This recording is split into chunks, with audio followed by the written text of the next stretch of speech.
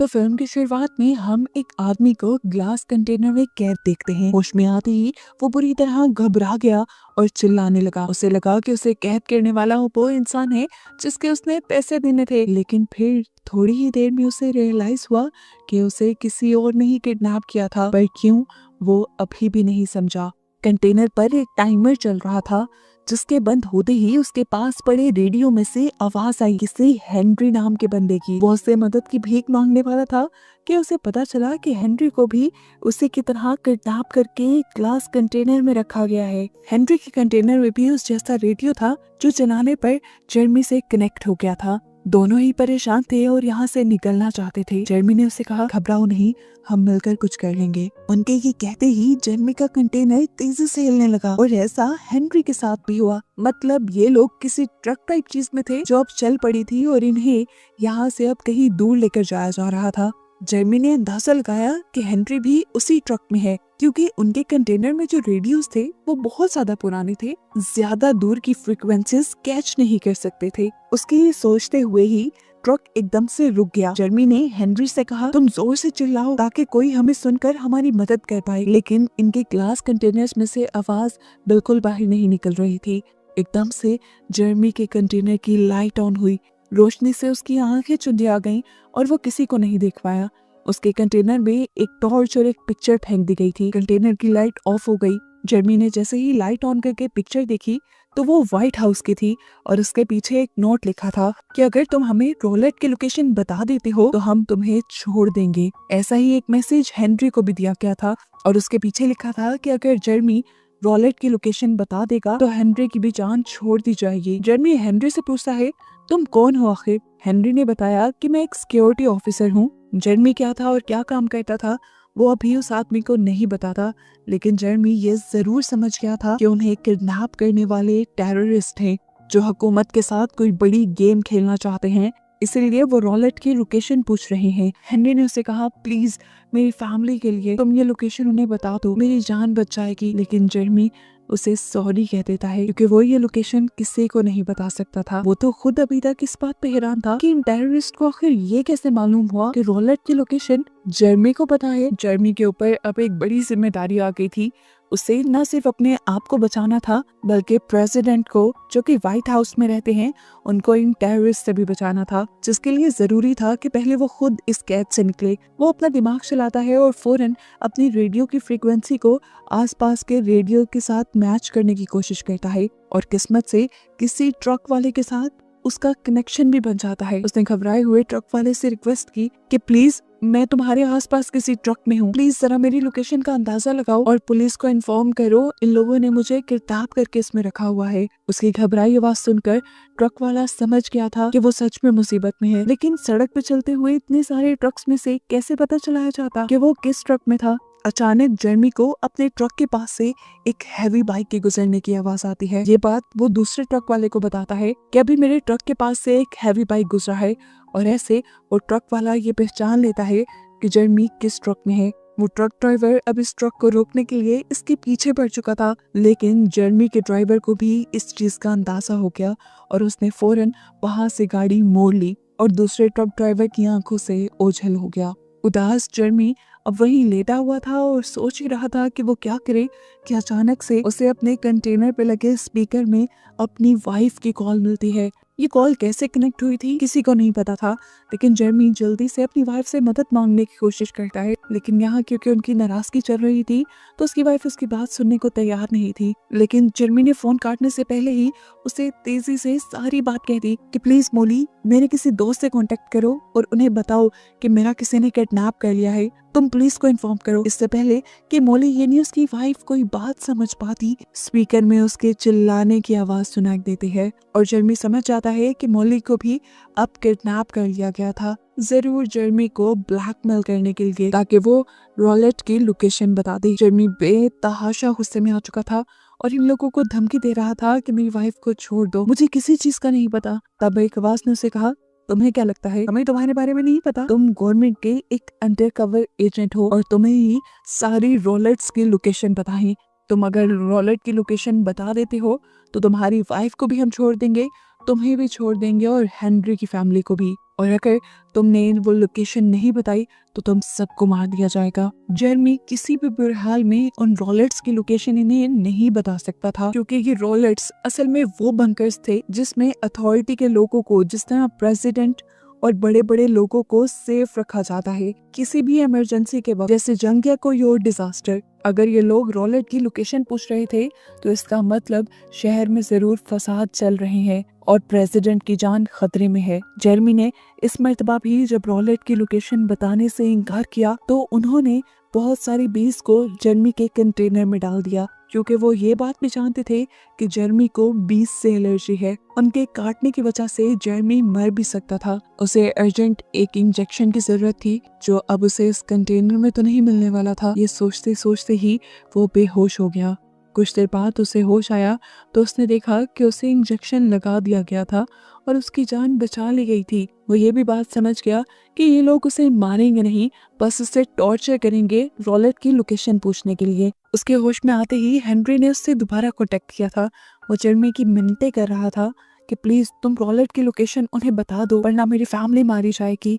लेकिन जेरमी ने इस मर्तबा भी मना कर दिया, ये कहते हुए कि उसके लिए उसकी फैमिली से ज्यादा उसकी ड्यूटी इम्पोर्टेंट है। इस टाइम उसकी फर्स्ट प्रायोरिटी प्रेसिडेंट की जान बचाना थी, जिसके लिए वो कोई भी कुर्बानी दे सकता था, अपनी फैमिली और अपनी जान भी दे सकता था। उसने हेनरी को भी साफ इनकार कर दिया रॉलेट की लोकेशन बताने के लिए। अभी वो लोग बात ही कर रहे थे कि एकदम से पुलिस की कार इस ट्रक के पीछे पड़ गई, क्योंकि ट्रक ड्राइवर एक्स्ट्रा ही तेजी से गाड़ी चला रहा था। जेरमी को ये अच्छा मौका लगा अपनी जान बचाने का, लेकिन पीछे से टेररिस्ट ने उन्हें धमकी दे दी कि अगर तुमने पुलिस के सामने कोई भी होशियारी दिखाने की कोशिश की तो तुम्हारी वाइफ को मार दिया जाएगा। लेकिन वो इन टेररिस्ट की धमकियों से नहीं डर रहा था। पुलिस के करीब आते ही जब ट्रक ड्राइवर पुलिस को अपने डॉक्यूमेंट्स दिखा रहा था, जेरमी ने पुलिस से मदद मांगने की कोशिश की। पुलिस ने आवाज भी सुन ली और गड़बड़ी महसूस होते ही ट्रक ड्राइवर ने तेजी से ट्रक चला दिया। ट्रक की स्पीड को रोकने के लिए पुलिस ने पीछे से फायरिंग की, जिसमें से एक गोली जेरमी के कंटेनर पे भी लग गई। कंटेनर का टूटा हुआ कांच उसकी टांग पे लगा। ड्राइवर भी बहुत तेजी ट्रक चला रहा था, जिसकी वजह से उनका एक्सीडेंट हो गया और इस एक्सीडेंट में जेरमी बेहोश। कुछ देर बाद जेरमी को जब होश आया तो उसने देखा कि ड्राइवर वहाँ पे बेहोश था, या क्या पता वो मर गया हो। उसकी पॉकेट में से उसका फोन नजर आ रहा था। जेरमी ने अपने कंटेनर के होल से हाथ निकालते हुए उसका फोन उठा लिया और जल्दी से पुलिस से कांटेक्ट करने की कोशिश की। जेरमी ने पुलिस से अपने आप को बचाने की रिक्वेस्ट की। वो अपनी लोकेशन के बारे में भी नहीं जानता था। उसने बस ये बताया कि मेरा किडनैप हो गया है और मुझे ये लोग पता नहीं कहाँ लेकर जा रहे हैं। पुलिस जेरमी की मदद करना चाहती थी, लेकिन पता चला इस टाइम जो फोन जेरमी यूज कर रहा था उसकी लोकेशन पुलिस ट्रैक नहीं कर सकती थी। पुलिस एक दूसरा रास्ता निकालती है और डिसाइड करती है कि वो लोग उस सिग्नल टावर को ट्रैक करेंगे जिन सिग्नल्स के थ्रू जेरमी पुलिस से कांटेक्ट कर रहा था। लेकिन इस सब में बहुत ज्यादा टाइम लग जाता, इतना ज्यादा वो वेट नहीं कर सकता था। इतने में ही उसे सामने एक आदमी नजर आया। उसने होल से फौरन उस आदमी को चिल्ला चिल्ला कर बुलाया और मदद के लिए कहा। किस्मत से उस आदमी ने देख भी लिया था इससे पहले कि वो जेरमी को इस ट्रक से और इस कंटेनर से बाहर निकाल लेता, पीछे से कोई उसे शूट करके मार देता है। ये भी टेररिस्ट का ही आदमी था जिसने मरे हुए पुराने ड्राइवर को बड़ी ही बेदर्दी से इस ट्रक से निकाल के बाहर फेंका और दोबारा ये ट्रक चलाने लगा। जेरमी की सारी उम्मीदें टूट गई, क्योंकि पुलिस इस लोकेशन को ट्रैक कर रही थी और अब अगर जेरमी इस लोकेशन से चला जाता तो पुलिस भी शायद उसे ना बचा पाती। एकदम से जेरमी को पुलिस वालों की कॉल आती है। पुलिस वालों ने जेरमी की जो लोकेशन बताई थी, जेरमी को याद आया कि इसी लोकेशन पे तो उसकी वाइफ का घर था। उसने फौरन अपनी वाइफ के बारे में पूछा। पुलिस वाले उसकी वाइफ को चेक करने के लिए जब उसके घर पे गए तो वहाँ पर मॉली यानी जेरमी की वाइफ नहीं थी। वहाँ पुलिस को एक नोट मिला था टेररिस्ट का, जिसमें लिखा था कि अगर जेरमी हमारे साथ कोऑपरेट करता है तो उसकी वाइफ की जान बच जाएगी। पुलिस ने उसे कहा कि आप टेंशन ना लें, हम जल्दी आप तक पहुंच जाएंगे। लेकिन पुलिस भी कैसे उस तक पहुंचती? जो लोकेशन उन्होंने ट्रैक की थी, जेरमी उस लोकेशन से काफी दूर आ चुका था। इसी वक्त हेनरी ने दोबारा उससे कांटेक्ट किया और उससे कहा, देखो मेरे पास एक टाइमर चल रहा है, शायद वो बॉम्ब का है और कुछ देर में मैं मारा जाऊंगा। प्लीज तुम मेरी जान बचा सकते हो, तुम रॉलेट की लोकेशन उन्हें बता दो। जेरमी उससे कहता है, ऐसा मैं नहीं कर सकता, लेकिन मैं तुम्हारी जान बचाने की भी कोशिश कर रहा हूँ। मेरे पास फोन है जिससे मैंने पुलिस को कॉल की है। उसकी बात सुनकर हेनरी ने उसे कहा, प्लीज इसी फोन से तुम मेरी फैमिली से बात करवा दो। जेरमी हेनरी की बात करवाना तो चाहता था, लेकिन उसने फिर नहीं करवाई, ये सोचकर कि अगर वो उनकी बातों से इमोशनल हो गया तो फिर शायद टेररिस्ट जीत जाएंगे। वो इसी सोच में था कि अचानक उसके पास मौजूद रेडियो चला, जिसमें पूरे शहर में होने वाले हंगामों की न्यूज आ रही थी। टेररिस्ट ने पूरे शहर के अंदर बॉम्ब लगा दिए थे और जगह जगह बॉम्ब फट रहे थे। अफरा तफरी मच गई थी और प्रेसिडेंट की जान बचाने के लिए प्रेसिडेंट को रॉलेट के अंदर भेज दिया गया था। जर्मी बुरी तरह पागल होने लगा क्योंकि टेररिस्ट अपना काम शुरू कर चुके थे। बस उन्हें जर्मी से रॉलेट की लोकेशन चाहिए थी, तो उसके बाद वो प्रेसिडेंट को भी मार देते और यहाँ पर शहर का बहुत बुरा हाल हो जाता। उसे किसी भी तरह प्रेसिडेंट की जान बचानी थी। वो जल्दी से अपने साथ के एजेंट्स को कॉल मिलाने की कोशिश करता है। कोई भी उसकी कॉल नहीं पिक करता सिवाय एक के। इस एजेंट से जर्मी को एक और शॉकिंग न्यूज ये पता चली कि गवर्नमेंट के सारे अंडरकवर एजेंट्स को इसी तरह किडनैप करके ट्रक्स में डालकर ट्रक्स को जगह जगह खड़ा कर दिया गया था। इन्हें सब अंडरकवर एजेंट से खुफिया इंफॉर्मेशन और लोकेशंस का पूछा गया था। जिन एजेंट्स ने लोकेशंस नहीं बताई थी उनको ट्रक में लगे बॉम्ब के जरिए उड़ा दिया गया। इसी सब के दौरान उसे मॉली की यानी उसकी वाइफ की भी कॉल आई। उसने जर्मी से कहा, जर्मी प्लीज मुझे बचा लो, इन लोगों ने मुझे ट्रक में बंद कर दिया है। जर्मी ये भी समझ गया कि अगर मैंने रॉलेट की लोकेशन नहीं बताई तो मेरे साथ साथ मॉली को भी ये लोग ब्लास्ट में मार देंगे। इस टाइम वो बहुत ज्यादा दुखी हो गया और उसने फोन पर मॉली से कन्फेशन किया कि वो मॉली से बहुत ज्यादा प्यार करता है। वो जानता है कि उसकी बुरी आदतों की वजह से उसकी और मॉली की जिंदगी में बहुत टेंशनें आई, लेकिन वो अब अपने आप को सुधारना चाह रहा था। मुझसे कहता है, मैं इस टाइम भी तुम्हारी जान बचाना चाहता हूँ, लेकिन क्या करूँ? अगर मैंने गद्दारी की तो सिर्फ मेरी और तुम्हारी जान बचेगी, और अगर मैंने इन्हें रॉलेट की लोकेशन ना बताई तो प्रेसिडेंट के साथ साथ सभी लोग बच जाएंगे। मॉली, अब मैं ये फैसला कर चुका हूँ और मैं ये भी जानता हूँ कि अब थोड़ी ही देर में मैं मर जाऊंगा, लेकिन प्लीज अगर तुम मुझे मेरी गलतियों के लिए माफ कर दो तो शायद मैं सुकून से मर सकूं। इस मर्तबा तो मॉली भी बहुत ज्यादा इमोशनल हो गई थी।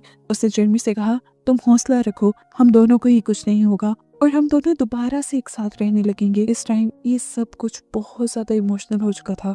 मॉली का फोन बंद होते ही दोबारा हेनरी ने जर्मी से कांटेक्ट किया। उसने बताया कि मेरे कंटेनर में पानी भरने लगा है और मुझे लगता है मैं कुछ ही देर में मारा जाऊंगा। इससे पहले कि जर्मी उससे कुछ कहता, जोरदार धमाके की आवाज आती है और जर्मी समझ जाता है कि हेनरी मारा गया है और अब कुछ ही देर में शायद वो भी मारा जाएगा। वो यही सोच रहा था कि उसे अपने उस साथी एजेंट की कॉल आई जिससे पहले उसने कांटेक्ट किया था। उसने जर्मी को एक बुरी खबर ये दी, प्रेसिडेंट को रॉलेट में भेज दिया गया है, जहाँ की लोकेशन ये लोग बचे हुए किसी भी एजेंट से पता चला लेंगे और वहाँ जाकर प्रेसिडेंट को मार देंगे। उसकी बातें सुनकर जर्मी डर गया। जर्मी ने उसे कहा, किसी भी तरह करके प्रेसिडेंट की जान बचाओ, ये हमारी ड्यूटी है। तब वो एजेंट जर्मी से कहता है कि प्रेसिडेंट वाले रॉलेट की लोकेशन तो मुझे भी नहीं पता, वो सिर्फ तुम्हें ही पता है जर्मी, तुम मुझे बता दो, मैं जाकर प्रेसिडेंट को इन्फॉर्म कर देता हूँ। उसकी बात सुनकर जर्मी समझ गया कि ये भी जरूर टेररिस्ट के साथ मिला हुआ है।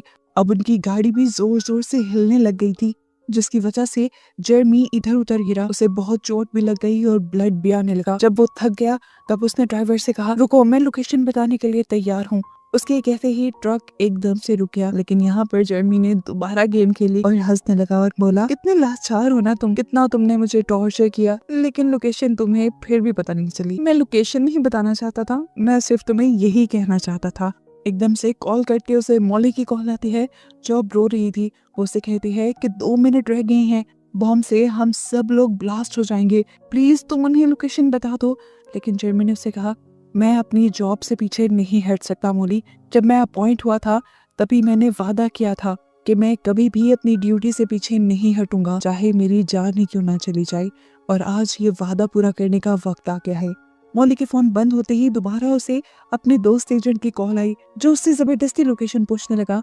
लेकिन यहाँ पर जर्मी ने उसे भी गालियां देकर फोन बंद कर दिया और उस आदमी ने भी इस टाइम जर्मी को साफ बता दिया कि वो पैसों के लिए गद्दारी कर रहा था। उससे से पागल हुआ जर्मी कुछ नहीं कर सकता था क्योंकि अब उसके कंटेनर में भी पानी भरने लगा था और कुछ ही देर में वो भी मारा जाता। लेकिन उसके मरने से पहले ही कोई उसे बचा कर उस कंटेनर में से बाहर निकाल लेता है।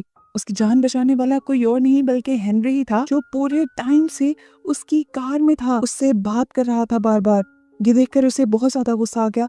उसने हेनरी को ही यहाँ पर मारने की कोशिश की, लेकिन तभी पीछे से प्रेसिडेंट ने आकर रोक दिया और उसे बताया गया कि ये सब जो उसके साथ हुआ वो उसका सिर्फ एक टेस्ट था। जो प्रेसिडेंट की तरफ से लिया गया था। आजकल किसी भी भेदभाव करना मुश्किल था, इसीलिए प्रेसिडेंट ने सभी अंडरकवर एजेंट का ऐसा एक टेस्ट लिखवाया जिसमें जेरेमी पास हो गया था और उसे प्रमोट भी कर दिया गया था।